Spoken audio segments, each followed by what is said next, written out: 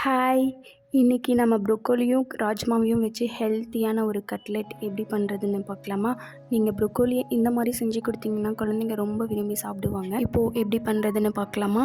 இப்போது ஊற வச்சுருக்க ராஜ்மாவை குக்கரில் போட்டு கொஞ்சமாக உப்பு போட்டு நல்லா வேக வச்சு எடுத்து வச்சுக்கோங்க.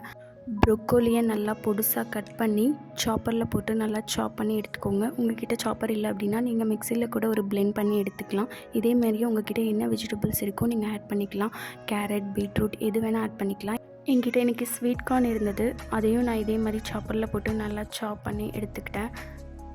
நீங்கள் என்ன வெஜிடபிள்ஸ் எடுத்தாலும் அதை நல்லா சாப் பண்ணி போடுங்க. அப்போ தான் குழந்தைங்க சாப்பிடும்போது அது அவங்களுக்கு சாப்பிட நல்லாயிருக்கும். சாப் பண்ணி வச்சுருக்க ப்ரோக்கலி, ஸ்வீட் கார்ன், ராஜ்மா மூணையும் ஒரு பவுலில் போட்டுட்டு கொஞ்சமாக உப்பு, மஞ்சத்தூள், மிளகாத்தூள், சீரகத்தூள், கடலை மாவு, அரிசி மாவு எல்லாத்தையும் போட்டு நல்லா மிக்ஸ் பண்ணி பிளெண்ட் பண்ணிக்கோங்க. கொஞ்சமாக மாவு எடுத்து இப்போ நான் ஸ்க்ரீனில் காட்டியிருக்க ஷேப்பில் பிடிச்சி எடுத்துக்கோங்க.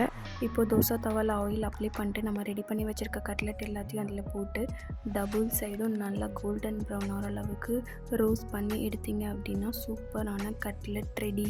ட்ரை பண்ணி பார்த்துட்டு எப்படி இருக்குன்னு சொல்லிட்டு கமெண்ட்டில் சொல்லுங்கள்.